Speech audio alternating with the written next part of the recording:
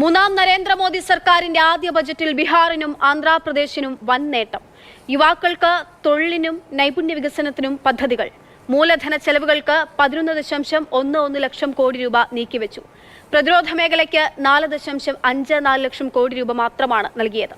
കേരളത്തെ പൂർണ്ണമായും അവഗണിച്ചു എന്ന് പ്രതിപക്ഷം. ഏവരെയും ശാക്തീകരിക്കുന്നതാണ് ബജറ്റെന്ന് പ്രധാനമന്ത്രി നരേന്ദ്രമോദി. സഖ്യകക്ഷികളുടെ ശക്തമായ സമ്മർദ്ദത്തിന് BJP വഴങ്ങുന്ന കാഴ്ചയാണ് പൊതുബജറ്റിൽ കണ്ടത്. 3 എക്സ്പ്രസ് വേകളടക്കം ദേശീയപാത വികസനത്തിന് മാത്രം 26,000 കോടി രൂപയാണ് ബീഹാറിന്റെ നീക്കിയിരിപ്പ്.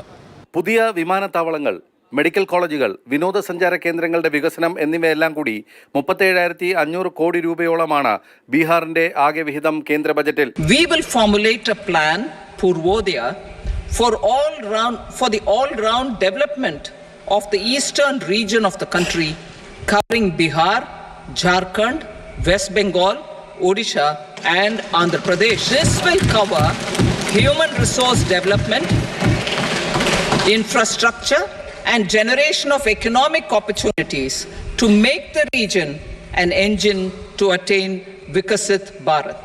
6 കൊല്ലം മുമ്പ് ചന്ദ്രബാബു നായിഡുവിന്റെ ആവശ്യത്തോട് മുഖം തിരിച്ച BJP ആന്ധ്രാപ്രദേശിന്റെ തലസ്ഥാനമായി അമരാവതിയെ അംഗീകരിച്ചു. വികസനത്തിന് 15,000 കോടി രൂപ നീക്കിവെച്ചു. ആന്ധ്രാപ്രദേശ് പുനഃസംഘടനാ നിയമം നടപ്പാക്കുമെന്നും വ്യക്തമാക്കി.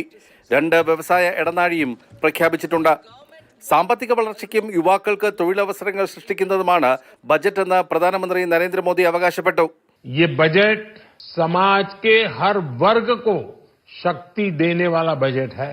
ये देश के गांव, गरीब किसान को समृद्धि की राह पर ले जाने वाला बजट है. പുതുതായി ജോലിക്ക് കയറുന്ന യുവാക്കൾക്ക് 1 മാസത്തെ ശമ്പളം PF വിഹിതമായി നൽകുമെന്ന് ധനമന്ത്രി വ്യക്തമാക്കി. 15,000 രൂപ വരെയുള്ള തുക 3 ഗഡുക്കളായി 1 ലക്ഷം രൂപ വരെ ശമ്പളമുള്ള 2 കോടി പേർക്ക് ലഭിക്കും. വൻകിട കമ്പനികളിൽ പരിശീലനത്തിന് 1 കോടി യുവാക്കൾക്ക് അവസരം നൽകും. പ്രധാനമന്ത്രി ഇന്റേൺഷിപ്പ് പദ്ധതി പ്രകാരം 1 കൊല്ലം 5,000 രൂപ വീതം ഓരോ മാസവും ലഭിക്കും. ഒറ്റത്തവണയായി 6,000 രൂപയും നൽകും. നൈപുണ്യ വികസനത്തിന് 60,000 കോടി രൂപയുടെ പദ്ധതി പ്രഖ്യാപിച്ചു. 20 ലക്ഷം യുവാക്കളുടെ കഴിവുകൾ വരുന്ന 5 കൊല്ലത്തിനുള്ളിൽ ഉയർത്തും. ഇതിനായി 1000 ITIകൾ നവീകരിക്കും. മുദ്രാ വായ്പ ഇരട്ടിയാക്കി 10 ലക്ഷത്തിൽ നിന്ന് 20 ലക്ഷമാക്കിയിട്ടാണ് ഉയർത്തിയത്. കോർപ്പറേറ്റ് നികുതി കുറച്ചത് വിദേശ സ്ഥാപനങ്ങൾക്ക് നേട്ടമായി. 100 നഗരങ്ങളിൽ ഇൻഡസ്ട്രിയൽ പാർക്ക് സ്ഥാപിക്കും. നഗരങ്ങളിൽ PM ആവാസ് യോജനയിലൂടെ 1 കോടി പേർക്ക് വീട് നൽകും. 3 വർഷത്തിനകം 400 ജില്ലകളിൽ വിള സർവേ നടത്തും. കിസാൻ ക്രെഡിറ്റ് കാർഡ് 5 സംസ്ഥാനങ്ങൾ കൂടി നടപ്പാക്കും. ഗ്രാമീണ മേഖലയിൽ ഭൂമിയുടെ രജിസ്ട്രി തയ്യാറാക്കും. എല്ലാ ഭൂമിക്കും ഭൂ ആധാർ നൽകും. പുരപ്പുറത്തെ സൗരോർജ്ജ പദ്ധതി 1 കോടി വീടുകളിൽ ഏർപ്പെടുത്തും.